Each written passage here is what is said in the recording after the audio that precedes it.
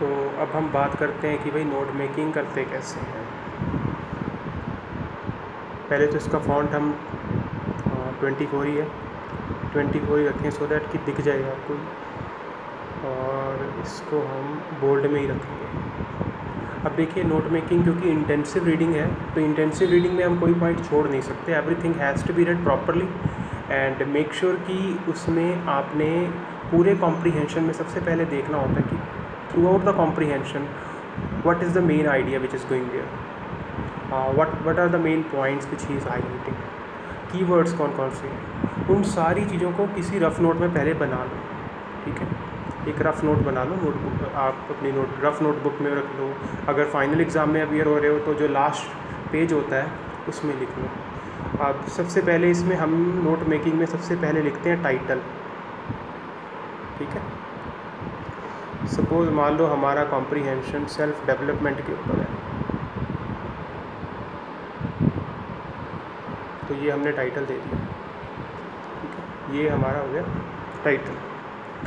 Title के बिल्कुल नीचे आपने एक बार नोट्स देना होता है, यहाँ ऐसे जैसे नोट दे दिया हमने। नोट्स के बाद में हमारा आता है first main heading. Main heading, ये मेन हेडिंग जो पहले पैराग्राफ में, मतलब कॉम्प्रीहेंशन का जो फर्स्ट पैराग्राफ होता है, जो उसमें आपको दिया होता है, उसको मेन हेडिंग में कंसीडर करते हैं। अब देखिए यहाँ पे हमने इंडेंटेशन का ध्यान रखना। अब आप पूछ रहे थे ना सर इंडेंटेशन क्या होता है, देखो बेटा ये होता है इंडेंटेशन।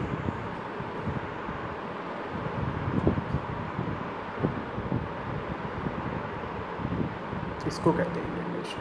ये डिफरेंस नज़र आ रहा है दोनों में, 1.1 यहाँ पे आप ए भी यूज़ कर सकते हो, ज़रूरी नहीं है 1.1 ही यूज़ करना है क्योंकि मैंने किया नहीं, ऐसा कुछ नहीं है। आप ए यूज़ कर सकते हो और भी, बट वही सेम 1 मत लिखना, नहीं तो फिर इंडेंटेशन करने का कोई मतलब नहीं है। ठीक है, अब हमने ऐसे, ये हमारी सब हेडिंग 2 हो गई। इसी तरह से सब हेडिंग 3 हो गई। ठीक, अब ये हमने मान लो हम दूसरे मेन हेडिंग में आना चाहते हैं, तो ये हो गई हमारी सेकंड मेन हेडिंग।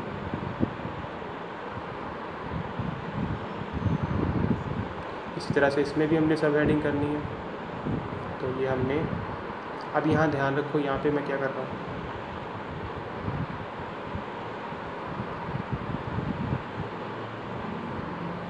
ठीक है, ये बन जाएगी सब हेडिंग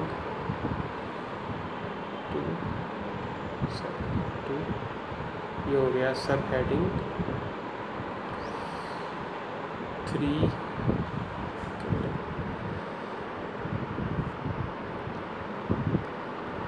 ये थोड़ा सा बार बार कीपैड यूज़ करने से ख़राब हो चुका है, थोड़ा मोबाइल भी ये सेकेंड हैंड है, इसमें की इतना बढ़िया नहीं चलता, स्मूथ नहीं है।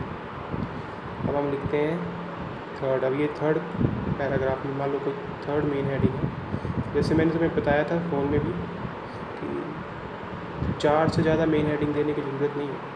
ठीक है, तो 3.1 डाल दिया हमने, ये हमारी सब हेडिंग 1 हो गई। इसी तरह से सब हेडिंग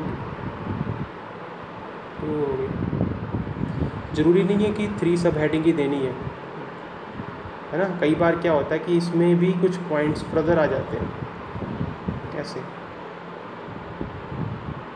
तो हमने यहाँ पे सब हेडिंग 1, ठीक,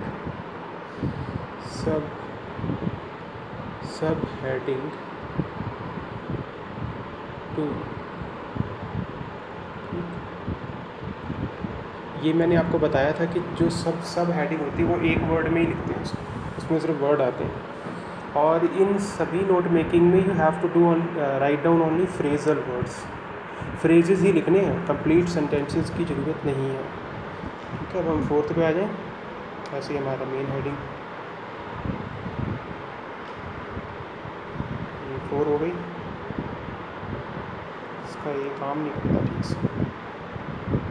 हेडिंग 4, गया 4.1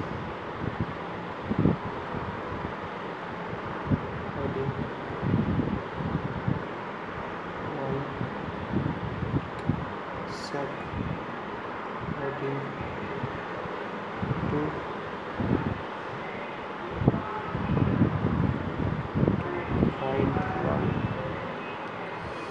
सब ये ज़रूरी नहीं है मैं सब हेडिंग दे रहा हूँ, तुमने भी लिखनी है। अगर वहाँ उसकी रेलेवेंस है ना, हमें लगता है कि उसकी रेलेवेंसी है तो हमें उसको लिखना चाहिए, अदरवाइज़ बिना मतलब के लिखने की ज़रूरत नहीं होती है। कॉम्प्रीहेंशन में किस तरह आगे उसको उसमें और आइडियाज़ दे रहा है कि कॉम्प्रीहेंशन क्या बीच में काफ़ी बातें कर रहा है, सिर्फ एक ही पॉइंट नहीं हाईलाइट कर रहा, कई पॉइंट्स हाईलाइट कर रहा है। और वो आगे आगे जैसे कि चेन नहीं होती जिसको कहते हैं चेन ऑफ थॉट, तो ये उनके लिए सब पॉइंट्स यूज़ करते हैं बेटा। ठीक है, अब ये हमने ये जब कर लिया ना, इसके बाद में हमने लिखना होता है की ऑफ एब्रीविएशन। ये बॉक्स में बनाना होता है वैसे, बट यहाँ मुझे बॉक्स का ऑप्शन मिलेगा नहीं शायद, तो देखता हूँ अगर कहीं यहाँ पे है तो फाइंड करके देख लेते हैं। छोड़ो, तो अब हम इसको ऐसे करके बता देता हूँ तुम्हें। तो ये बेटा यहाँ पे हमने लिख देना है की टू, तो कैपिटल में चल रहा सारा, की ऑफ एब्रीविएशन, की टू एब्रीविएशन भी ठीक है, ये की ऑफ एब्रीविएशन हो गई। कई की टू एब्रीविएशन लिखते हैं, कई की ऑफ एब्रीविएशन लिखते हैं, दोनों ही सही है। आप की टू एब्रीविएशन भी लिख सकते हो, की ऑफ एब्रीविएशन भी लिख सकते हो। यहाँ पे जो शॉर्ट फॉर्म्स आपने यूज़ की हैं, जैसे हम कुछ शॉर्ट फॉर्म्स यूज़ करते हैं ना, जैसे ये है एब्रीविएशन, इस तरह की एब्रीविएशन जो हम यूज़ करते रहते हैं, जैसे इस तरह की व्हाट्सएप एब्रीविएशन भी यूज़ कर सकते हो। बस शर्त ये है कि आपने जितनी भी एब्रीविएशन जो भी यूज़ की है उनको मेंशन कर देना यहाँ पे।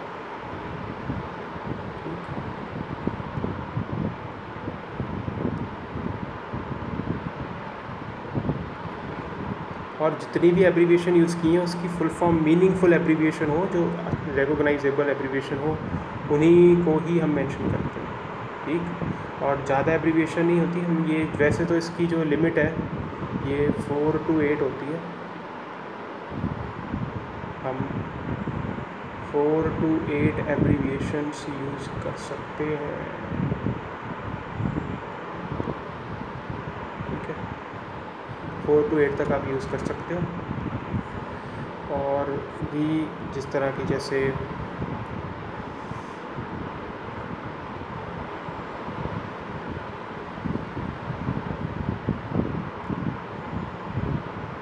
अब देखिए, ये ज़रूरी नहीं है कि आपने एक एब्रीविएशन जो बुक में दी है वही वाली बनानी है। कई बार जैसे हमने करेज का एब्रीविएशन बनाना है तो हमने COURAGE जैसे पूरे स्पेलिंग ना लिख के हमने आर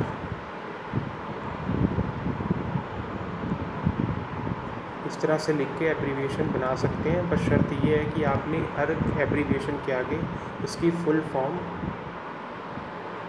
लिख देनी है।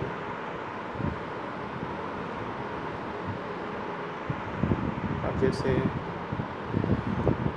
ये तो बड़ी बेकार एब्रीविएशन बनाई मैंने, चलो समझने के लिए ठीक है।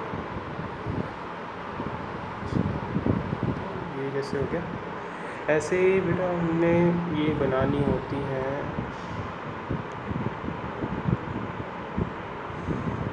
थोड़ा मोबाइल में ना ये चीज़ बताना मुश्किल है, मैं कोशिश करूँगा फिर भी थोड़ा सा।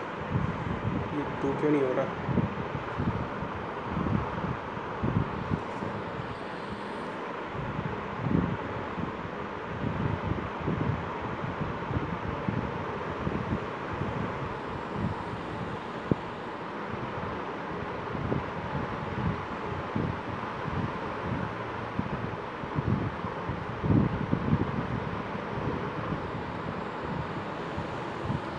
जैसे हमने 4 एब्रीविएशन यूज़ कर ली ना, उसके बाद में बेटा आती है समरी।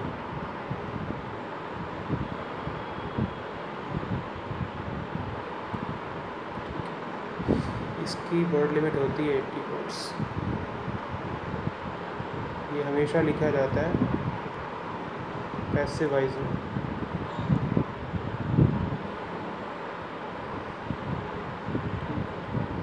देखो, सारा पैसिव वाइज में नहीं बना सकते हैं, बट कोशिश करो कि मैक्सिमम पैसिव वाइज में लिखो, है ना। अगर आप एक्टिव वाइज का भी यूज़ करते हो कोई प्रॉब्लम नहीं है। हाँ, इसको कभी इस वर्ड से मत शुरू करना, इट टॉक अबाउट, ऐसा रेलिवेंट नहीं होता। बेटर है कॉम्प्रिहेंशन की फर्स्ट लाइन जो है उसमें से आइडिया ले लो। तो बेटा ये हमारी है नोट मेकिंग, कुछ इस तरह से हो जाती है। की ऑफ एब्रीविएशन कई बच्चे समरी के बाद लिख देते हैं, जो कि बहुत ही गलत है, बिल्कुल नहीं करना होगा। ठीक है, थैंक यू।